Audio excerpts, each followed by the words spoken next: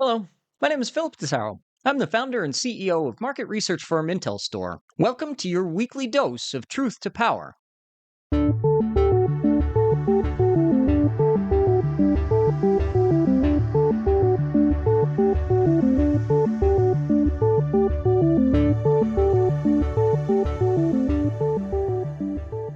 Truth to Power examines data driven insights for the energy sector with a focus on renewables.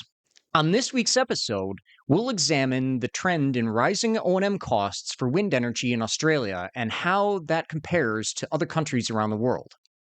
Back in May, I covered the outcome of the Australian elections and the new opportunities for the renewable energy industry that are being unlocked.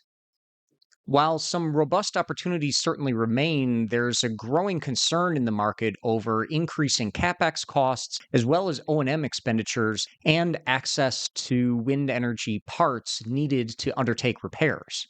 In order to understand these trends, some context is necessary. Onshore wind costs rose by about 8% between July 2023 and the middle of 2024, and then another 6% between July 2024 and 2025 so far. Let's get into some of the reasons why. First, wind farms require large upfront investments and they face lengthy construction periods. So, any increase in interest rates during that time frame from when they get approved to when they get financed and when they actually get constructed can actually make the projects unviable. And as we all know, interest rates have been high for some time everywhere in the world. Also, Australia faces a shortage of workers with the skills necessary to build and maintain wind farms. That results in higher wages and recruitment costs. Those costs end up getting baked into the prices paid by asset owners for services. These higher prices will necessarily cause budgets to run out before all the repairs that are critical to make can actually be made. This will either adversely impact asset performance if you can't make all the repairs, or it's going to impact profitability because you're spending more than what you have in your budget. Additionally, Australia's best wind resources are typically far from cities and existing grid infrastructure. Those kind of remote sites means extra costs such as temporary worker accommodations during construction as well as O&M. Additionally, technical issues, which we sometimes refer to as teething issues, have emerged for some new wind turbine models. That creates unexpected costs for owners and operators for repairs very early on that weren't anticipated. Now, all of these factors kind of come together and can be seen in the spike in asset payback timeframes that occurred recently for commissioned projects in the past few years, including 2024. But asset profitability is heavily tied to PPA prices, and wild fluctuations in the market have been seen. Australia saw a drop in the average power purchase price for onshore wind energy in 2024 compared to the spike in 2022, but it's actually up last year versus 2023.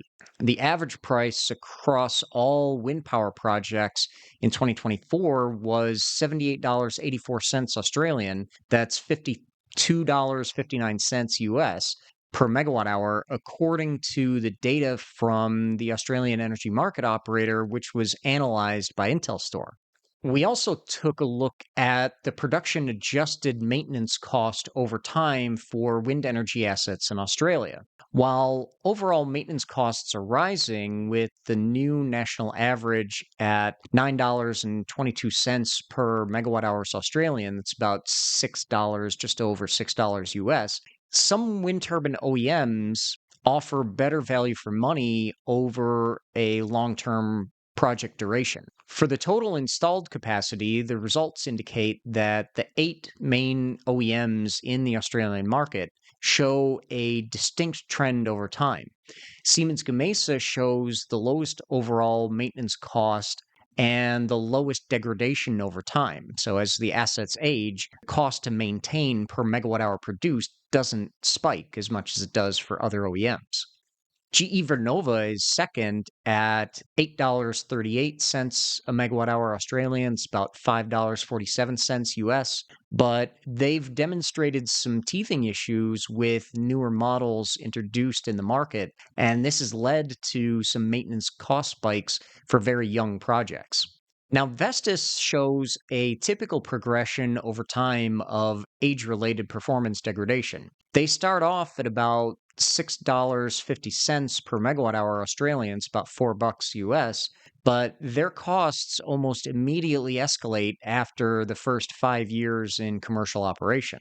Nordex and Goldwind are closer to the market average, both when they start and they show generally flat costs over time. So it's similar to Siemens Gamesa, but certainly at a higher price point for maintenance versus megawatt hours produced. Now, there's another trend to notice in this data, which is how quickly these costs escalate. A brand new project will see O&M costs double in just over 10 years in Australia.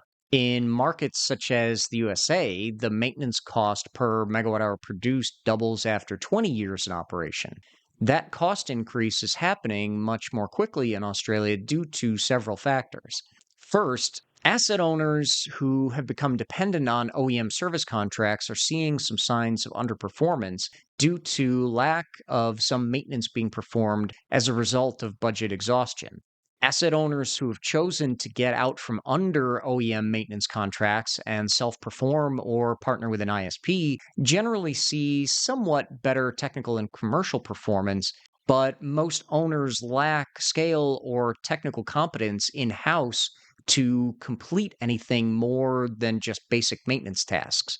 This can be addressed with training and better access to skilled workers, but that's something that needs to be addressed wholesale from the government allowing people to come into Australia that have that experience and companies engaging either ISPs or other independent companies that can provide them with training or provide them with that expertise.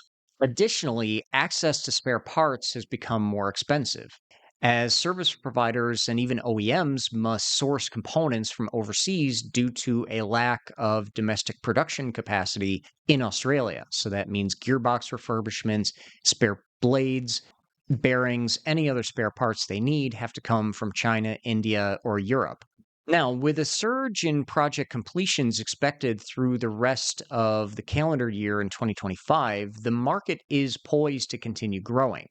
The increase of up to 40 gigawatts of the government's capacity investment scheme will also drive investment and could help increase local content if the market continues on its current trajectory. The bigger any market gets, the more producers of spare parts are going to want to be active in the market to be able to sell what they have. But in the meantime, the resources, software, and personnel which could help significantly reduce O&M costs are available, and there's experience elsewhere in the world. So please reach out to us at IntelStor, and we can help connect you with solutions that will increase your profits. Thank you for joining me this week. I'm Philip Totaro, and this has been your weekly dose of truth to power. Follow us on IntelStor's YouTube channel, as well as your favorite audio platforms. And visit www.intelstore.com to join more than 200,000 subscribers to our renewable energy data solutions. A full analysis of the renewable energy market in Australia is available to subscribers.